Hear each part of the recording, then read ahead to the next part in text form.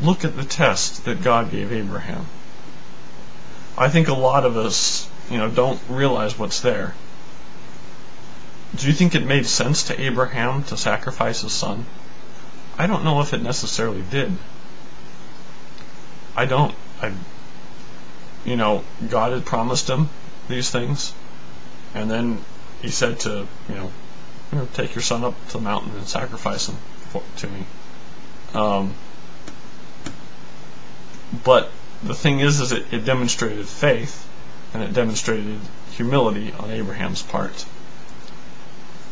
You seem determined in this mindset that you can choose what is true, that you can determine and that you can perceive sufficiently for yourself, and to obtain, there's this reference at one point that, that you've chosen joy, and in connection to the LDS scriptures, the purpose of man, or man is that they might have joy. What would have Abraham, if he was choosing joy, if what he always wanted was a son and he got a son, would choosing joy be to take him up and sacrifice what he'd just gotten? I mean, rationality, as far as from his perspective at that time, if he was limiting it to this, I think it would have been no.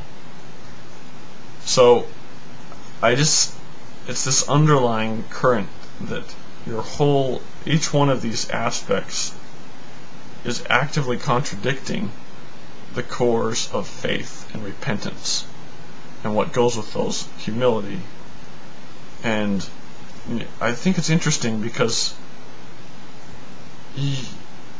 you bring up the comments of your mother, and I believe on the first segment of the videos there's another poster that comments on just essentially how bad that he or she perceives that as, that your mom would do something like that and state that. But then later on, I think it's interesting too, because if you take any of these alternate views outside of yours and you say that no one's truth is more valid than the next person's truth, but yet the very idea that you're asserting that as your belief is, you're inherently holding to some degree that as being more valid than your mom's, but than that of your mom's or others.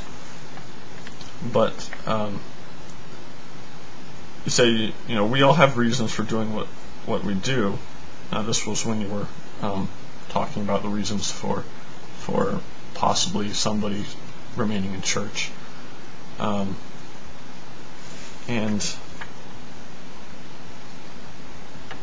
a bit after that you got in and talked about how that said that maybe your countenance was changed. I think it's interesting because on the one hand it's horrible that your mother would put that forward, but you hold open the possibility, but you're determined that even if she is correct on that it doesn't matter. And it just seems to further typify this, that it's, damn the torpedoes mentality.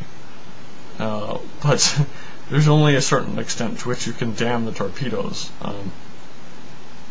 It reminds me of that whole, I believe it was Humphrey Red October, and they do the maneuver, I believe it's Crazy Ivan, where they,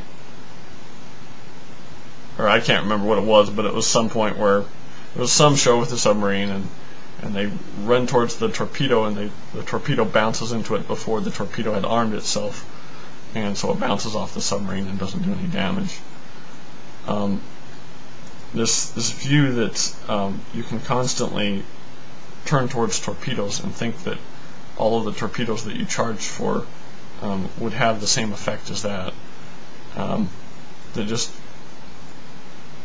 to heck with the reality, I'm going to choose what my reality is. It just, again, it just personifies arrogance, and it leads to, in my view, just an area in which you just can't progress. You can't learn. Because if you look at it, I mean, I've got a video up that I took, and some portion from a documentary, and it has Nibley talking about a scholar that would go to learn Hebrew. He would go into the ghettos, and he would talk with the children in the ghetto in the Hebrew, and they would laugh at him and make fun of him because his Hebrew was bad, but in that way he would correct it, and he talked about how other scholars were indignant by the fact that he would do this. I believe the last name of the scholar is Gallagher, if I'm remembering correctly, but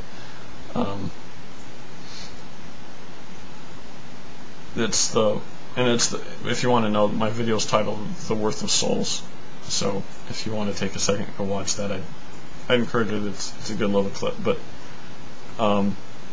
this whole idea of avoiding those things which cause us pain or which cause discomfort, or trying to locate these things, is just, it's anti-progressive. It's anti-growth, really. Now you could put forward things, well, say the pain of coming out, or of bucking those trends, and then that's providing strength and all, but I think look at your underlying core of how you look at things. Are you really happy no matter what you do with yourself? Are you determined that you can justify anything if you choose to? That seems to be the premise of what you say. No one's truth is more valid than the next person's truth. Well, if it is, then why should anybody try to change anything? Why should you even be on here trying to change people's mind if all of our truth is? Well, why should any movement go forward?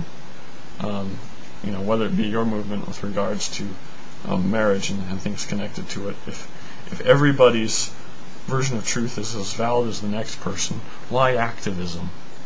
Why action? Why faith in a cause? And there's certainly no need for humility or change or repentance or guilt or fear, because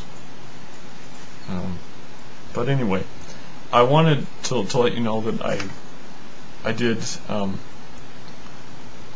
I was glad to see your dialogue, and I'm glad I took the time to watch it, and I hope you did take the time to watch all of mine, and that you'll think about it.